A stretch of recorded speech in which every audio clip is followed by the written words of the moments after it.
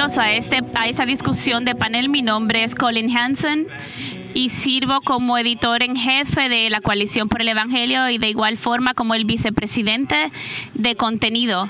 Así que es mi gran privilegio trabajar para la coalición desde el 2010. Y he estado en muchos de estos eventos a través de los años y cada uno es un deleite, pero especialmente en este año, especialmente después de lo que hemos atravesado en este último año. Así que estamos agradecidos de verles a ustedes y los que se nos unen virtualmente. Hablando de virtualmente, voy a presentar ahora a todos los panelistas y voy a iniciar con Russell Moore. Hola, Russell. Bienvenidos desde Nashville. Muchos lo conocen como el presidente de la Comisión de Ética y Libertad Religiosa de la Convención Bautista del Sur y un miembro del concilio de la coalición y uno de los escritores que más confiamos en nuestro website. Si necesitamos que alguien escriba algo acerca de algo difícil y siempre centrado en el Evangelio, le pedimos a Russell que lo haga. Así que gracias, Russell. También tenemos a Andy Davis, otro de los miembros originales del concilio de coalición de la primera iglesia bautista de Durham, Carolina del Norte. Y también tenemos a Sarah Salstra, que es escritora senior de Coalición por el Evangelio. Y estoy muy parcializado, pero creo que ella hace el trabajo más periodismo más efectivo y dicho de Dios diciendo historias alrededor del mundo centradas en Dios. Así que te agradecemos. Esto es viviendo en esperanza en tiempos difíciles.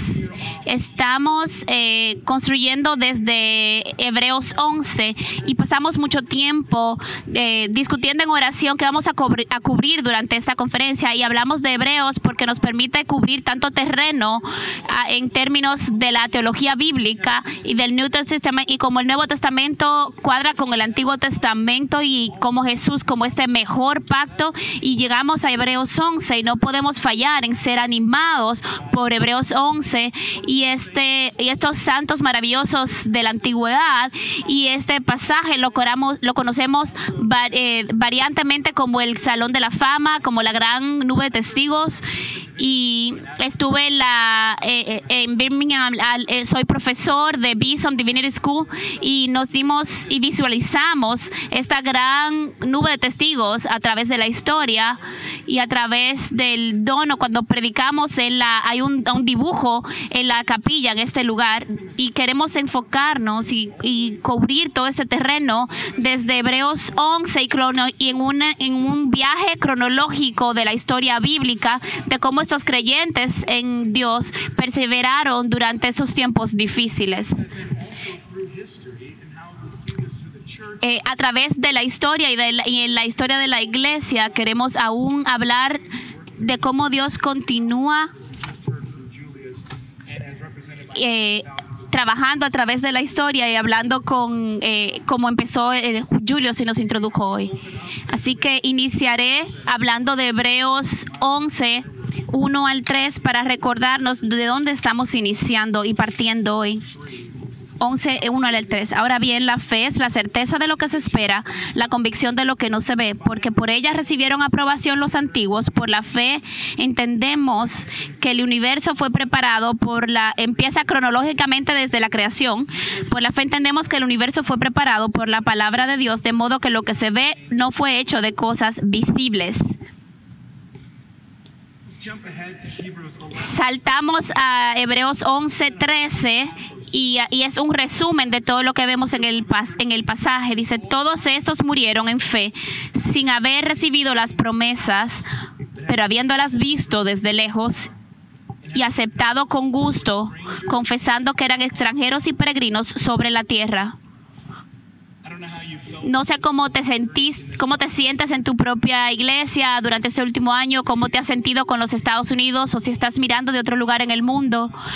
Pero mucho de lo que pasó este año me siento como extranjero y peregrino aún en mi propio pueblo, aún en mi propio país, aún en mi propia familia. En tiempos me he sentido así. Y no creo que esto está mal, porque en parte lo que Hebreos 11 nos dice es que primero tenemos que entender que vivimos peregrinos para otro país, para otra nación. Y Julius habló de esto como nuestro presidente, de que tenemos que vivir como extranjeros y peregrinos porque vivimos para un mejor país, para una mejor nación. Así que quiero iniciar contigo. Tú tienes, a veces tenemos mucha expectativa de este mundo. ¿Crees que tenemos? ¿Cómo podemos entonces vivir en una identidad de extranjeros y peregrinos? Es un grandioso capítulo y es una palabra. Somos tentados por el diablo, somos tentados por Jesús al ver todos los reinos del mundo y las riquezas de ellos, y siempre estamos pensando mucho acerca de esto. Eso es lo que hace en cada generación. Entonces somos grandemente engañados por esto, pero es por fe que despertamos de nuestro estupor para poder ver, para tener esa visión espiritual, para poder ver la realidad, esas realidades espirituales. Creo que la mejor manera de mirar en fe es que podamos ver el alma, para ver esas realidades invisibles, pasadas, presentes y futuro. Vemos esta dirección que se conecta en Hebreos 11, donde dice que Moisés perseveró como viendo al invisible. Además, anteriormente dice, vemos a Jesús a la diestra de Dios. ¿Y cómo hacemos eso? Por la fe. Así que tenemos eso en el alma, en Efesios, en lo cual vemos el mundo invisible. ¿Y qué es lo que vemos? Se supone que debemos ver de manera positiva y negativa. Estamos supuestos a ver el peligro del mundo presente en el que vivimos. Esta es la ciudad de la destrucción, como Bunyan la llamó. Vemos la ira de Dios en este mundo, que apartados de Cristo, y somos capaces, podemos ver eso y podemos ver el peligro, y positivamente vemos la gloria al mundo del que vivimos. Pienso en el mensaje que Don acabó de predicar, donde dice que nosotros, lo que hemos oído, que retengamos la esperanza, vemos de manera negativa, debemos huir la ira venidera y estamos huyendo a la gloria que vendrá. Así que Jesús habla de dos caminos, un camino ancho que lleva a la destrucción y muchos transitan por él, la mayoría, y hay un camino angosto que lleva a la vida. Así que tenemos que ver hacia dónde me dirijo, cuál es el destino al que eso me lleva. Yo estoy en ese camino que va a la destrucción. Yo estaría condenado al infierno por la eternidad. Pero de repente, por la fe, se nos captura una nueva manera de vivir. Y el destino de eso es la gloria, es el cielo. Así que somos llamados como los héroes del pasado de Hebreos 11. Ellos no recibieron lo que se les había prometido. Fueron como extranjeros y peregrinos. Ellos estaban viendo la ciudad venidera. Estaban buscando una tierra mayor, mejor. Ellos no la encontraron en este mundo. Ellos hubieran tenido oportunidad de regresar, pero ellos no estaban buscando esto. Así que Dios ha preparado una ciudad para ellos y un mundo para ellos, y no se avergüenza de ser llamado el Dios de ellos. Nosotros necesitamos eso como cristianos. Estamos rodeados por personas que están sin esperanza y sin Dios en el mundo. Tenemos que estar llenos de esperanza. Debemos estar llenos de esperanza para que las personas nos pregunten y tengamos una razón para la esperanza que hay en nosotros. Entonces, permíteme preguntarte a ti. Creo que la primera vez que escuché esta perspectiva vino desde Trevin Wax, que estaba escribiendo para su blog y estaba hablando de la Convención Bautista del Sur, y es la denominación más grande protestante en Estados Unidos. Y él dijo, una distinción sería que las generaciones mayores o antiguas de la SBC generalmente ven a Estados Unidos como Jerusalén, y las generaciones más jóvenes lo ven más como Babilonia. ¿Crees que eso es correcto, una representación correcta? Puedes estar en desacuerdo, pero si es así, me gustaría ver las diferentes perspectivas generacionalmente que vemos en el tumulto que vemos últimamente en la iglesia. Yo creo que podríamos decir, no tenemos una convicción, pero ciertamente es una indicación de la dificultad que hay.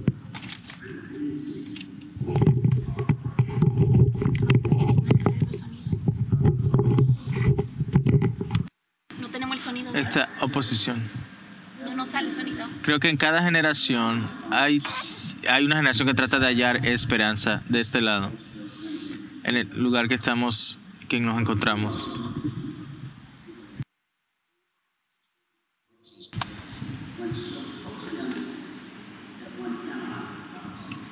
Que no podemos hacerlo. Creo que cada una de esas cosas.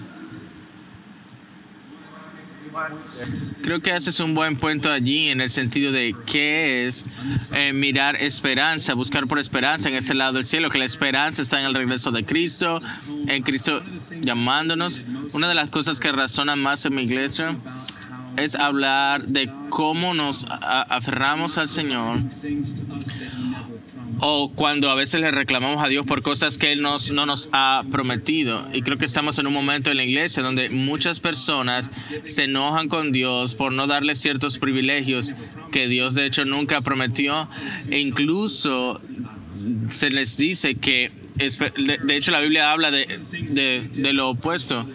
Una de las cosas, Sara, que debemos saber, una de las historias que cuentas es que justo antes de la pandemia, tú te reuniste con algunos pastores chinos y pudiste hablar con ellos de tener esa vida de esperanza en tiempos difíciles. Y fue algo de mucho ánimo, de muchas maneras. Es parte de lo que logramos hacer del Coalición por el Evangelio. Y esto lo encontramos en el libro de Sarah Gospel Bound. Esa es la perspectiva que procuramos compartir aquí. Tú estás hablando de los pastores chinos acá también. ¿Qué has aprendido de ellos a continuar esta promesa de Hebreos 11 acerca de qué significa vivir con esta esperanza en esta era? Sabes que es muy interesante cuando piensas acerca de China en los 50s y en los 60s, y en tu infancia estabas pensando en traer Biblias ilegalmente y la revolución cultural y hablando con las cortinas cerradas, y está empezando a abrirse un poco en los 90s. Y lo que es fascinante es que los cristianos mayores estuvieron preocupados de la fe de la siguiente generación, porque sin la persecución y el sufrimiento, ¿cómo ibas a saber si eras cristiano, si la Biblia habla tan de cerca de esto? Entonces aprendí algunas cosas de ellos que pensé que fueran muy útiles para todos nosotros. Es que el sufrimiento cristiano tiene un propósito. Se está preguntando en algún momento por qué me está pasando esto, o por qué Dios está haciéndome esto. A medida que sufrimos, a veces tenemos que decir yo no sé, pero eso no es real. Nosotros sí sabemos. Y estos cristianos de China se han dado cuenta de esto. No es que ellos quieren sufrir, pero es que ellos lo ven tal y como es, porque es para refinar su fe. El propósito es hacerles más como Cristo. Es la disciplina de Dios, ellos nos decían, y Él disciplina a los que Él ama. Entonces ellos no lo están recibiendo el sufrimiento como que ay sí queremos sufrir, pero tampoco lo están rechazando como para decir voy a hacer todo lo posible para evitarlo. Ellos lo ven como tal como es, y eso me ayudó mucho. También cuando estaba ahí, Tim Keller estaba ahí también, y él decía el sufrimiento te va a hacer o un mejor cristiano o una persona peor, pero no te va a dejar igual. Y eso resonó con ellos, y tal vez resuena contigo. Has visto personas que han atravesado el sufrimiento y se han vuelto ansiosos o enojados para protegerse a sí mismo y poder estar en un país, en una posición de seguridad. Pero has visto otras personas que al sufrir se han vuelto y solo se han puesto dependientes delante de Jesús, y es su paciencia la que viene a través de ti y te conviertes más como Él. Keller dijo, y esto es lo preferido que él dijo en ese fin de semana: permite que el sufrimiento te guíe como un martillo guía los clavos en las manos de Jesucristo.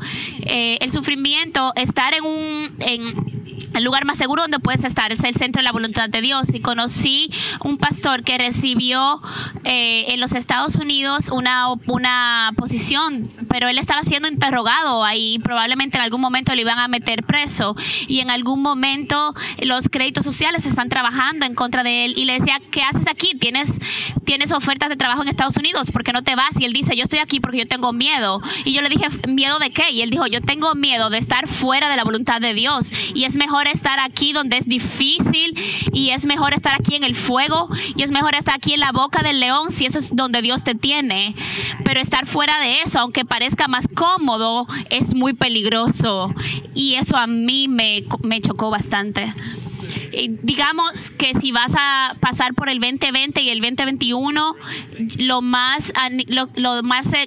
lo que más te podemos exhortar es hablar con cristianos alrededor del mundo. Es increíble el tipo de perspectiva que ellos traen y el contexto que nos proveen y que nos ayuda a entender lo que está pasando en medio nuestro. Así que Sarah y yo estuvimos trabajando juntos en este libro y no puedo pensar en nada más edificante, excepto tú, Andy, estás trabajando en un libro acerca del cielo, entonces creo que ese es mejor libro. Pero Sara, trabajando contigo, uno de los pasajes preferidos de Hebreos 11 viene en el versículo 16, donde dice: pero en realidad anhelan una patria mejor, es decir, la celestial, por lo cual Dios no se avergüenza de ser llamado Dios de ellos, pues les ha preparado una ciudad. Y otra de las cosas de las que hablas aquí en Gospel Bound, en el primer capítulo, es abraza el futuro. ¿Cómo ves eso trabajar en concomitancia con Hebreos 11? ¿Qué significa para los cristianos tener una perspectiva bíblica del tiempo? Quiero compartir una historia y tal vez cuando tu profesor te escribía en lenguaje y te hablaba del conflicto, del clímax, la acción y la resolución al decir una historia. Esta es una visión de la historia de Dios y así es la historia en que vivimos. Aún las películas seculares siguen ese patrón. Tienes creación, la caída y luego el levantamiento de Israel y luego el clímax en la cruz y luego vivimos en ese último pedazo en el tiempo menos ansioso de la historia, menos difícil, y la pregunta es: ¿Dios nos va a salvar? ¿Cómo nos va a salvar? Ya hemos pasado el punto de clímax, ya sabemos lo que pasa, o sea, ya Cristo nos salvó. Para nosotros es como perseverar hasta el cielo y sabemos que Dios va a mantener sus promesas, simplemente porque Él ha mantenido sus promesas a través de toda la historia y no hay ninguna que Él ha quebrantado. Así que si Él nos promete una ciudad, ahí estaremos. Y yo creo que nos ayuda inmensamente porque los cristianos chinos, si te meten en la cárcel, si ves al oficial y miras toda tu vida en la tierra y te vas a estar enojado con ese oficial y piensas que es pérdida de tiempo estar detrás de la prisión, pero si lo ves a través de la historia, tú dices: oh no, eternidad, tú vas a estar en el infierno, entonces tú vas a ser más gentil a ese guardia de seguridad para predicar el evangelio y decir: no, te pasarías la eternidad preso. Entonces, en la Convención Bautista del Sur, en los 60, hubo un huracán que afectó a Texas y vinieron 110 tornados y al final todo era un desastre. Así que un grupo de hombres bautistas en los 60s, y esto solo podía pasar con los bautistas porque no le preguntaron a nadie si lo podían hacer, ellos lo hicieron y buscaron ingredientes y tomaron su equipo de campamento y fueron a los lugares de desastre y empezaron a cocinar comida y para todo el mundo y empezaron a hacerlo una y otra vez y estaban en la misión. Les dieron $25,000 y ellos compraron un trailer completo para proveer comida y luego estuvieron pasando una y otra vez comida y cada vez que había un desastre había un grupo de la Convención Bautista del Sur dando comida, lavándole la ropa, dándoles dinero. Eso no es trabajo glamoroso, nadie está pagándoles a estas personas para hacer esto, pero esto ellos lo hacen durante los fines de semana, en su tiempo de vacaciones, en los días de no pagados, y están tomando tiempo para hacer esto y no lo hacen porque sería mucho mejor para ellos quedarse en la casa y arreglar su galería, pero ellos vienen a la casa cansados, sucios, y tú lo haces al final del tiempo porque tienes una perspectiva del tiempo. Sabes cómo en lo poco que haces en este lado ves algo precioso para lo que es eterno. Y creo que una de las cosas que las personas dicen generalmente es que C.S. Lewis lo respondió en cristianismo mero cristianismo, y dijo que la respuesta de esto dice: solo aquellas personas que están enfocadas en el cielo pueden ser terrenalmente buenas. Y una de las cosas que tratamos de hacer en la coalición acerca del periodismo es decir las historias que no vas a ver en los medios principales. ¿Qué están haciendo los cristianos alrededor del mundo que no va a estar en la página principal? Y esto es lo que hacemos en este libro porque creemos que en un tiempo de desánimo tan fuerte como el que estamos viviendo, necesitamos historias de fe y esperanza para poder instilar valentía en los hermanos para perseverar. Así que me encanta esa historia en uno de los cuerpos de respuesta a desastre más fuertes que hay en el país, es de la Convención Bautista. Russell, vamos de nuevo contigo. Hebreos 11:26. No puedes equivocarte. En Hebreos 11 todo es hermoso e inspirador. Y en el 11:26 consideró con mayores riquezas el oprobio de Cristo. Moisés, hay tanta teología bíblica aquí. Moisés consideró mayores riquezas el oprobio de Cristo que los tesoros de Egipto, porque tenía la mirada puesta en la recompensa. Y yo espero que eso te dé ánimo a ti en este momento en tu iglesia. Y permítame preguntarte, Russell, ¿qué te da el ánimo y el valor, la valentía para soportar el reproche y olvidar los tesoros de Egipto? Yo creo que una de las cosas de estos pasajes es porque los tesoros de Egipto han sido mal entendidos. Pensamos a veces que solo se habla del dinero y que te da algo que te dé un sentido de seguridad. Pero eso es un tipo de evangelio de la prosperidad, pensar que esos son los tesoros. A veces pensamos como si fuera el evangelio de la prosperidad y en lo que nosotros queremos. Y a veces tenemos planeado nuestro futuro. Así que hay un sentido de lo que Moisés pudo haber escogido como plan de vida. Pero la gente de Israel también pudo haber escogido a Egipto. Porque por esta razón, cuando estaban en el desierto, querían regresar.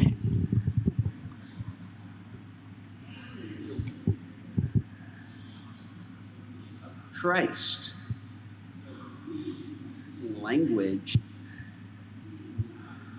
Pero lo otro que hace es utilizar un lenguaje que las personas ni siquiera hubieran podido entender, hablando de Cristo.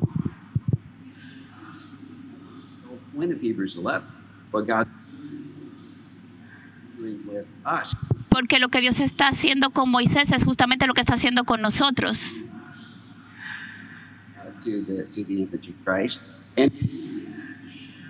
Y es soportar todo lo que tuvo que soportar para poder, con la vista puesta en la recompensa.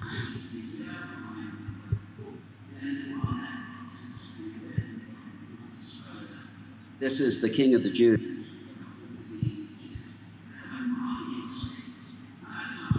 Disculpen, estamos teniendo problemas con el sonido. So I think there's a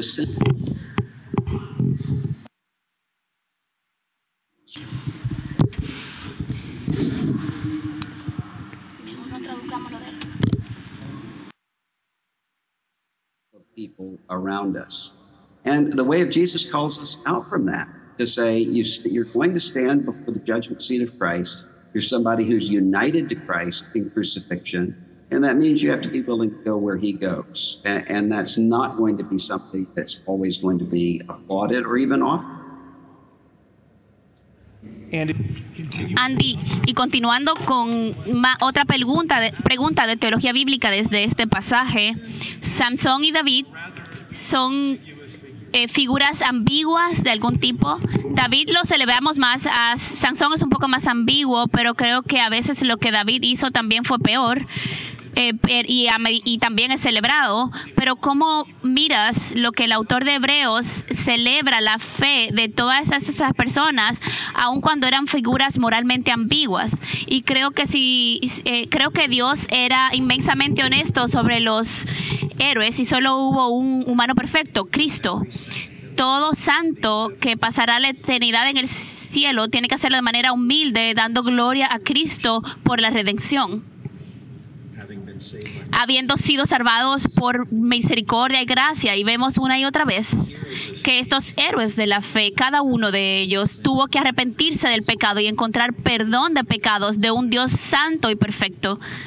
Así que esa es la razón por la cual son ambiguos. Jefté es muy interesante, es extraño, quien dijo que iba a sacrificar lo primero que saliera de su casa. ¿Y qué tú crees que va a salir de primero? ¿El gato de la familia? No, lo primero que iba a salir celebrando su victoria era su hija. Entonces Sansón es un individuo extraño y David era un hombre conforme al corazón de Dios, pero cometió gran pecado. Entonces vemos lo mismo con los apóstoles. Ellos eran pecadores, no siempre entendieron las cosas, no siempre se fueron fieles, pero para mí, a pesar de que nunca veamos un gran pecado, diríamos, está bien, no es tan grande. No, el pecado siempre es malvado y tenemos lo que merecemos, es la copa de Dios, de la ira de Dios. Y lo que vemos es a Jesús en Getsemaní diciendo, si es posible, pase de mí esta copa. Él estaba sudando grandes gotas de sangre y esa es la intensidad de nuestra propiciación. Así que cuando estemos en la eternidad tenemos que estar completamente humillados, porque todos los héroes de la fe fueron justificados por fe y ellos se permanecieron por fe. Así que lo que nosotros tenemos que pensar de todos estos, por ejemplo, en Isaac, en el 11:20, por fe, él bendijo quien él estaba haciendo. Y tú dices, pero él no se recordaba de quién estaba hablando. Pero cuando él se dio cuenta de lo que había pasado, él apeló a las palabras que habían sido habladas sobre Jacob y habló palabras proféticas sobre Esaú.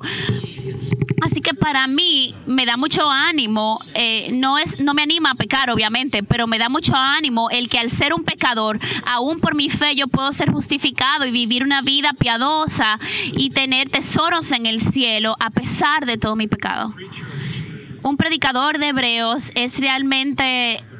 se anima mucho en el 11:33, porque esto fluye más de lo que muchas personas dicen ser un sermón. Por una parte, siendo quienes por fe conquistaron reinos, hicieron justicia, obtuvieron promesas, cerraron bocas de leones, apagaron la violencia del fuego, escaparon del filo del espada, siendo débiles fueron hechos fuertes, se hicieron poderosos en la guerra, pusieron en fuga ejércitos extranjeros. Así que volviendo contigo, Russell, esa frase dice, fueron hechos fuertes o fortalecidos a partir de su debilidad. Ciertamente no parece que es especialmente popular en círculos evangélicos la idea de la debilidad. ¿Y qué piensas acerca de cómo perseguir la fortaleza revela nuestra debilidad? Sí, pero yo también pienso en lo que dice la Biblia.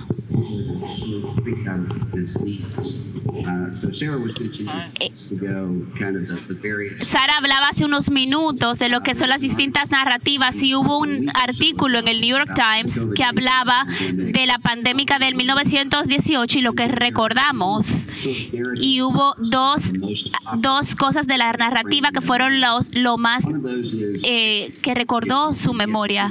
Es que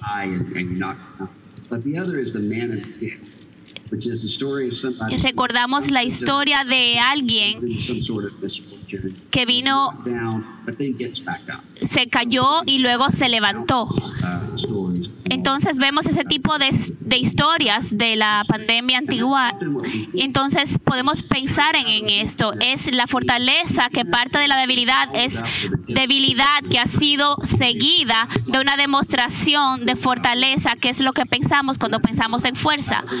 Es la forma en que el evangelio funciona, es una fortaleza que posee la contradicción sobre todo lo que nosotros entendemos cuando miramos atrás. Cuando miramos atrás vemos la forma en que Cristo cargó la cruz, pero eso es donde está el poder de Dios. No solo es que yo estoy sufriendo ahora y soy débil ahora y yo voy a soportar un poco para que entonces yo pueda ser el ganador. La definición de ganar es cambio para el evangelio, y yo creo que esto es necesario, porque si no hacemos esto, lo que terminaremos haciendo es adoptar las normas sociales de logros.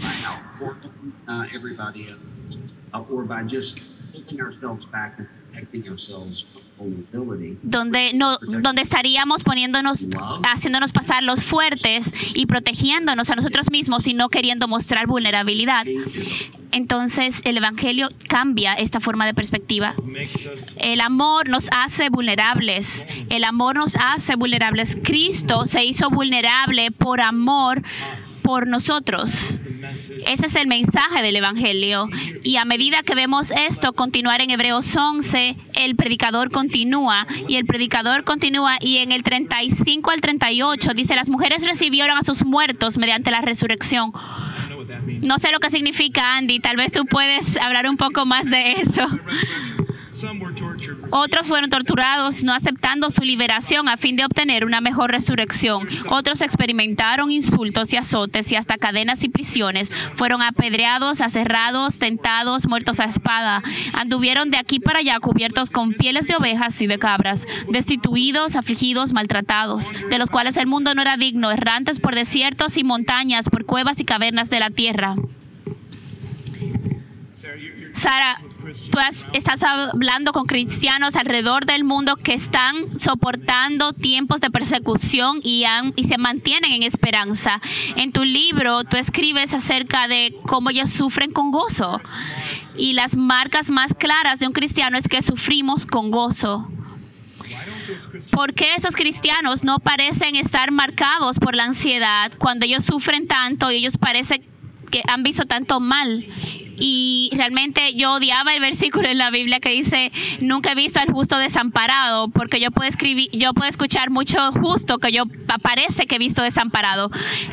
Pero a medida que he tenido el privilegio de viajar y hablar con creyentes en diferentes lugares, vi a 2 chicas que fueron apresadas por años en Irán por su fe.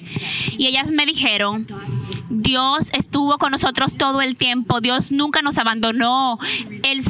La única razón por la cual pudimos sobrevivir y siempre lo sentimos. Y tienen todo tipo de historias de cómo Dios se movió en los corazones de las personas que los tenían apresadas a ellas y cómo Dios vino al tiempo completo. Hablé con cristianos en Nigeria, en donde están teniendo una gran lucha con los insurgentes musulmanes y es bien peligroso. Y él dijo: yo estuve en un autobús donde todo el mundo fue, nadie puede decir lo que pasó en ese autobús. Y él dijo: ¿no te sentiste abandonado? Dice ella: no. Dice esta persona: no. Cada día tuvimos una fiesta, vivíamos el día, mi hijo el otro día fue secuestrado y él está bien ahora. Y nos regocijamos en el Señor y adoramos al Señor todo el tiempo. Hablo con padres que han perdido más de un hijo y no puedo ni siquiera pensar el dolor, el luto de estas personas.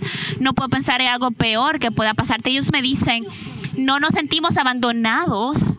Dios está con nosotros. A Él nos estamos aferrando. Él nos está sosteniendo a través de todo esto. Y no creo que tiene que ser extremo. Aún en tu vida, aún en mi vida, si prestamos atención de cómo Dios te carga a través de cada día y te sostiene en tiempos quietos antes del trabajo o algo que funcionó o como wow, esto pasó, me sentía triste y sentí la paz del Señor, o este versículo que leí esta mañana que era lo que yo necesitaba. Dios está sosteniendo cada uno de nosotros a través de cada día. Así que pones atención, se siente como esto: wow, no puedo creer que Dios hizo esto y eso fue increíble. Y la próxima vez que Dios lo hace, tú dices: Señor, de nuevo te mostraste.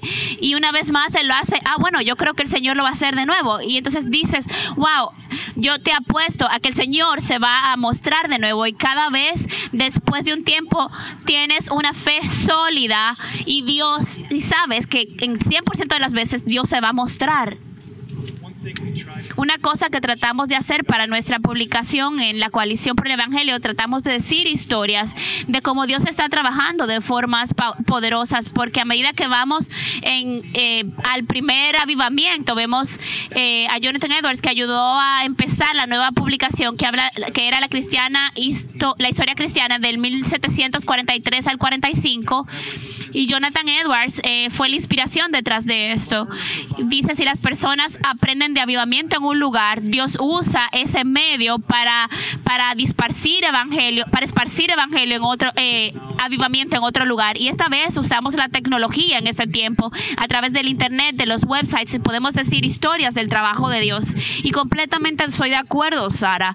Si empiezas a esperar y empiezas a orar esperando con oraciones expectantes, no sé si es que empezamos a ver y tenemos los ojos entonces de la fe y los ojos de Hebreos 11 para ver lo que ya Dios estaba haciendo. Si pudiéramos pasar más tiempo de ver a Dios trabajando en esas formas y en vez de ver a otros cristianos a quienes culpar, estuviéramos en un mejor forma como iglesia y podríamos empezar a ver las semillas del avivamiento en medio nuestro.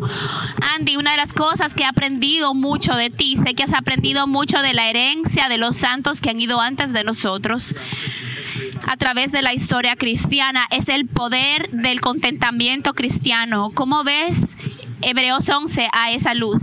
Absolutamente hay una conexión. La escena más bella de contentamiento cristiano en la historia de redención es la historia de Pablo y Silas en Filipenses, en la cárcel de Filipos. Ellos estaban siendo perseguidos injustamente, lanzados en la cárcel, estaban sangrando, ellos probablemente hedían, probablemente no tenían nada que comer, nada que tomar, y a medianoche estaban cantando alabanzas al Señor.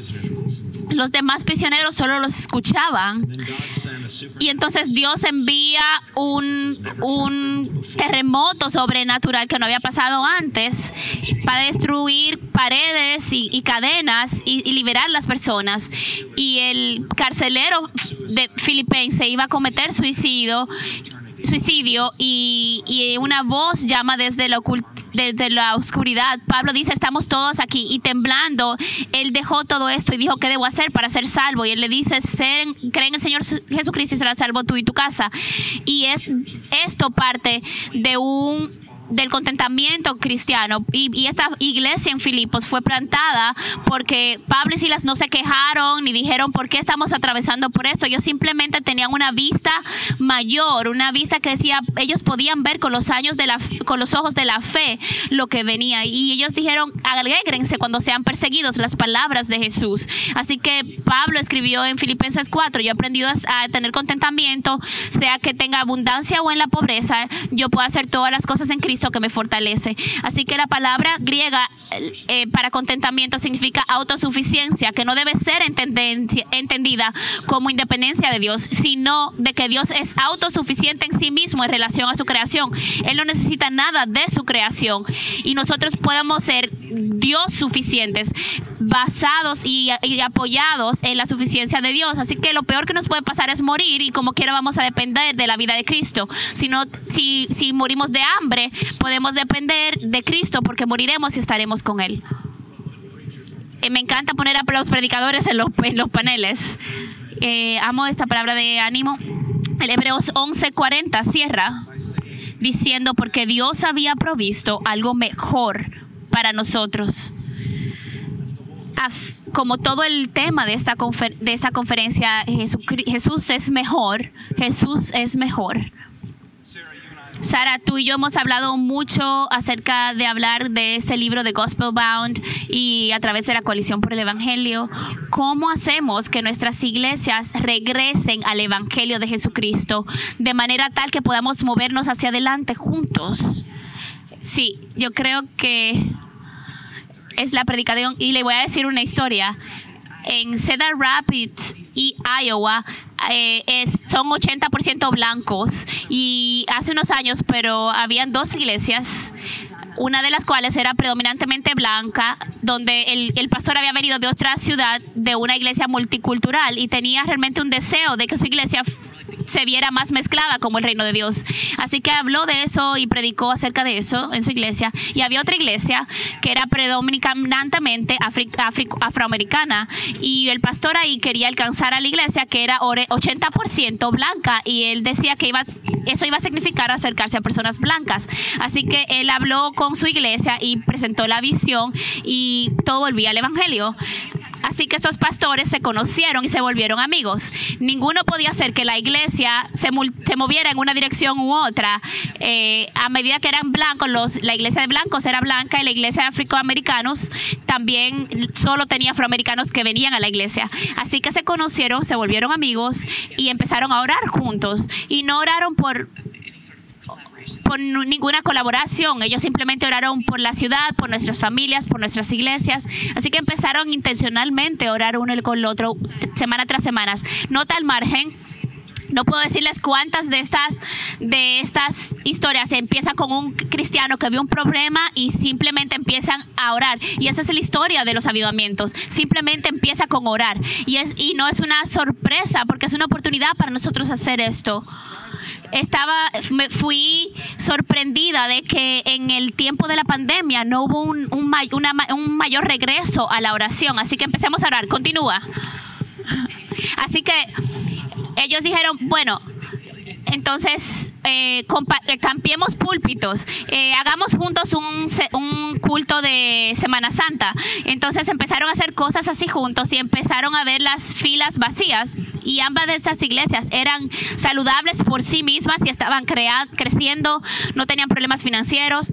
El pastor afroamericano dijo, mi iglesia está creciendo muy grande para nuestro espacio, estoy buscando otros edificios y ora conmigo porque este lugar es muy grande, este lugar es muy pequeño. Y el pastor blanco le dijo, mira, no sería muy grande si juntáramos nuestras iglesias. Y hubo un momento de silencio completo. El pastor se sintió como un idiota cuando dijo, wow, yo abrí mi gran boca. Y entonces el amigo le dijo, ¿estás hablando en serio? Y él dijo, yo estoy 100% serio. Y el otro pastor le dijo, yo también. Entonces fueron a la casa, hablaron con sus esposas, quienes dijeron, hagámoslo. Y la razón por esto es porque ellos estaban diciendo una y otra vez y fueron a sus juntas de ancianos y no dijeron que sí de una vez, pero dijeron vamos a explorarlo y luego dijeron podemos hacer esto. Nuestra doctrina es lo suficientemente cercana como para hacerlo. Luego fueron a sus congregaciones y 98% de ambas congregaciones dijeron sí. Esto es lo que queremos. Así que eso es porque su pastor estuvo diciéndole semana tras semana del púlpito, este es el evangelio, este es el evangelio, eso es Cristo. Es el unificador, Cristo es el unificador alrededor de quien nos juntamos. Así que se juntaron ambas iglesias y esta iglesia se llama Iglesia Nueva Ciudad y adoran juntos y ha habido dificultades a través del tiempo, pero mantuvieron a ambos pastores en staff. Las grandes preguntas era cómo vamos a cantar juntos, qué tipo de adoración vamos a tener. Y es un poco difícil, pero se han acostumbrado a hacerlo juntos y ahora tienen otro campus y lo convirtieron en un centro de alcance a la ciudad y las personas se ven acercados y las iglesias están creciendo ahora. Y mientras más me hablaban y ellos decían, se sienten cada vez más de que somos uno. Al principio se sentía como dos congregaciones, pero luego se sintió la unificación.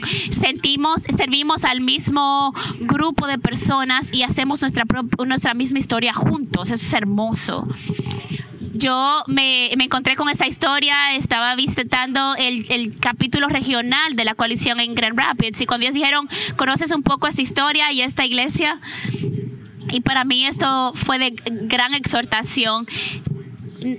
Estas son cosas que no vas a ver en los grandes periódicos ni en las grandes redes sociales, pero puedes ver estas historias en este libro. Russell, quiero darte la última palabra. La última palabra aquí, ¿qué te hace esperanzador de cómo podemos emerger a través de estos tiempos de persecución, división política? ¿Qué te deja esperanza? Hace un par de años yo estuve hablando con la hija de una mujer que había estado en una iglesia donde yo serví y le pregunté cómo iba su mamá. Y ella me dijo que su mamá tenía demencia severa y no podía reconocer a nadie en su casa y ella solo se sentaba callada todo el tiempo hasta que alguien empezó a cantar un himno y entonces ella dijo, hay algo acerca de esos himnos que se grabó, se escribió en su corazón y está bien con mi alma. Y yo reflexioné en esto y yo dije, sí, hay algo que tiene que ver con eso, con todos nosotros. Todos tenemos algún tipo de demencia, donde se nos olvidan las promesas del Señor y somos tan autoconfiados en que queremos hacer las cosas con nosotros solos, o somos tan negados y negativos que no queremos hacer nada con nadie más. Así que tenemos que regresar a la historia bíblica de la que somos partes.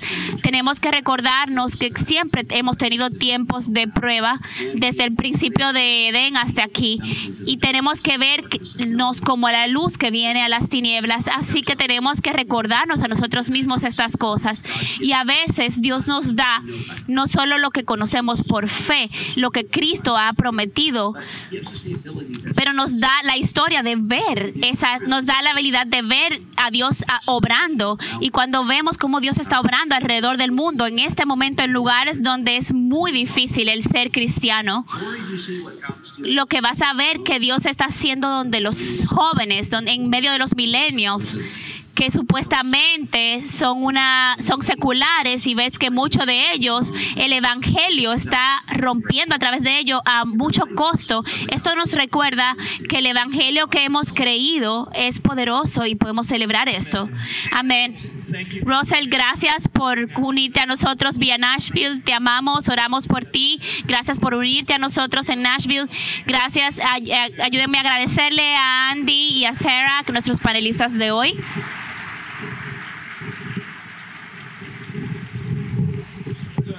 Permítanme continuar y cerrar en oración.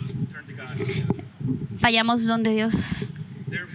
Por tanto, Dios, debido a que nos has rodeado de tan grande nube de testigos, ayúdanos, Señor, a poner al lado todo peso del pecado que tan fuerte se aferra a nosotros, nos aferramos, y empodéranos a correr con paciencia la carrera que has puesto por delante de nosotros. Jesús, a medida que te miramos a ti, el autor y consumador de nuestra fe, por el gozo que fue puesto delante de ti, soportaste la cruz y aguantaste la vergüenza, y te sientas a la derecha del Padre en este momento, intercediendo en nombre nuestro, Señor. Así que pedimos que tú hagas esto, desesperadamente te necesitamos, y clamemos estas promesas en el nombre de Cristo, en la esperanza de su sangre y su resurrección. Gracias, Señor. Sé con nosotros, moviéndonos hacia adelante. En el nombre de Jesús oramos. Amén.